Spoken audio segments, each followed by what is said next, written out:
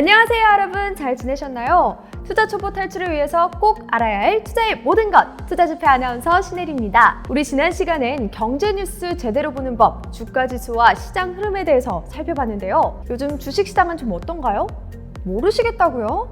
전편에서 다뤘었는데 안 보셨죠? 빨리 전편 주행하고 오세요. 오늘은 주식 투자를 시작한 사람이라면 반드시 알아야 할 주식시장의 흐름, 국면 전환을 파악하는 방법에 대해서 알아볼게요. 국면 전환이라 뭔가 단어가 어려워 보이지만 별거 아니에요. 제가 확 압축해서 말씀해 드릴 테니까요. 한번 들어보세요.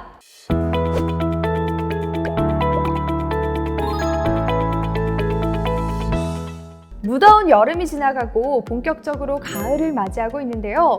이렇게 실제 계절의 변화처럼 금융시장에도 사계절이 존재한다고 합니다. 투자를 결정할 때는 내가 하려는 이 투자가 지금 금융시장 계절에 맞는 형태인가를 잘 파악해야 합니다. 그럼 투자 초보들도 쉽게 이해할 수 있는 주식시장의 국면 전환을 파악하는 방법 함께 알아볼까요? 일본의 대표적인 증시 전문가 우라가미 구니오는 1993년 자신의 저서를 통해서 금융시장을 4계절로 나누어서 정립했는데요. 1990년대에 발표된 내용이라 이 개념이 현재의 시황과 딱 들어맞다라고는 할 수 없어요. 하지만 주식시장의 전반적인 흐름을 익히는 데 도움이 될 수 있어서 아직까지 많은 분들이 참고하는 개념이니까요. 함께 공부해보시면 좋을 것 같아요. 금융시장의 4계절은 봄, 금융장세, 여름, 실적장세, 가을, 역금융장세, 겨울은 역실적장세로 구분됩니다. 각 계절별로 특징을 살펴보면 봄엔 따뜻한 햇볕이 들고 봄비에 새싹이 움트고 쑥쑥 자라나는 것처럼 금융시장의 봄, 금융장세는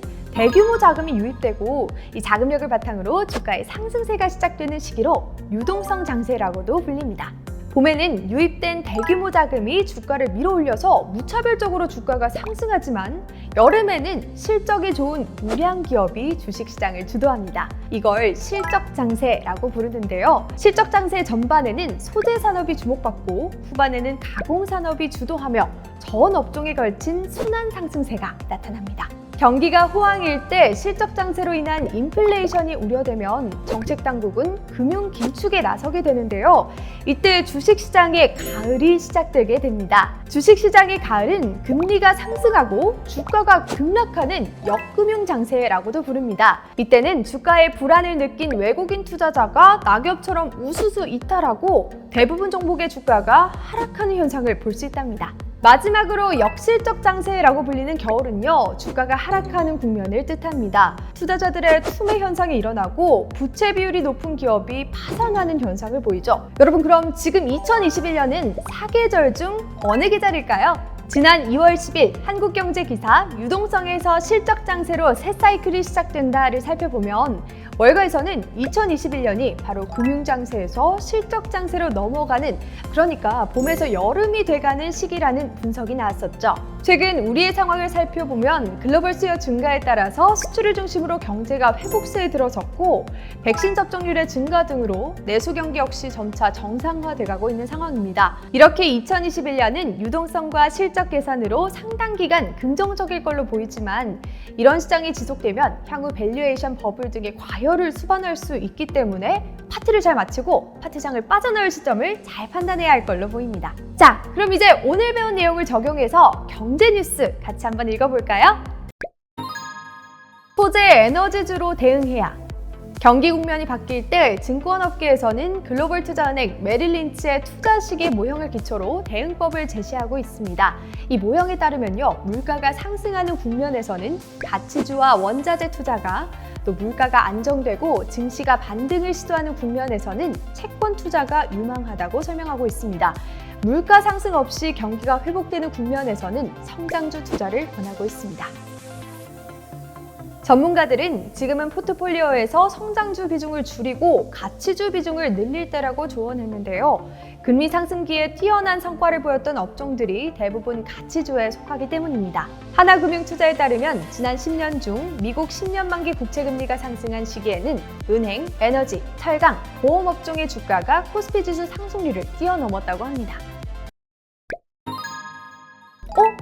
그런데 웬 시계?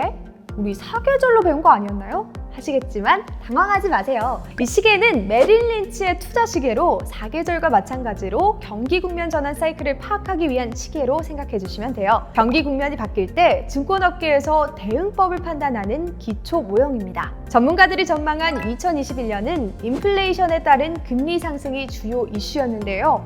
메릴 린치 투자 시계의 시간으로 보면 12시에서 3시 구간이라고 볼 수 있겠네요. 인플레이션 타임은 금리 상승 시기인 만큼 가치주에 주목할 만한 시기입니다. 가치주는 실적이나 자산에 비해서 기업 가치가 상대적으로 저평가돼서 낮은 가격에 거래되는 주식을 일컫는데요. 대표적 가치주 업종으로는 조선, 가스, 전기, 금융 등을 들 수 있습니다. 자, 우리의 현 상황인 인플레이션 타임을 봤으니까 이 시점을 기준으로 시계 방향 순서를 따라서 경기 국면 전환 파악 방법과 주요 투자 포인트 함께 알아볼게요. 인플레이션 타임을 지나서 3시부터 6시는 스태그플레이션 타임인데요. 스태그플레이션은 스태그네이션과 인플레이션의 합성어로 경기가 침체돼 수요가 감소함에도 오히려 물가가 오르는 현상을 뜻합니다. 스태그플레이션 타임은 증시가 침체되기 때문에 현금의 필요성이 중요한 시기라고 할 수 있어요. 스태그플레이션 타임을 지나서 6시부터 9시는 디플레이션 타임으로 전반적 물가 수준의 단기간 하락 현상이 발생해서 상품과 서비스의 가격이 지속적으로 하락하는 현상을 뜻하는데요. 다르게 말하면 물가가 안정되는 국면에 들어서고 증시가 반등을 시도하는 시기라고 볼 수 있어서 이때 금리가 하락돼서 채권 투자가 유망하다고 볼 수 있어요. 그리고 이 시간대를 지난 9시부터 12시는 리플레이션 타임입니다. 경제가 디플레이션 상태에서 벗어났지만 심각한 인플레이션을 유발하지 않을 정도로 통화를 재팽창시키는 걸 의미합니다. 그러니까 디플레이션을 벗어나 어느 정도 물가가 오르는 상태로 만드는 상황을 말하는 거죠. 이때는 현재보다 성장할 가능성이 큰 종목, 기업의 장래성이 높고 일시적인 불황에도 흔들리지 않고 매출과 이익금이 높은 수준으로 증가하는 종목인 성장주가 유망하겠네요. 메릴 린치 투자 시계는 지속적인 사이클 순환 주기로 봐야 해요.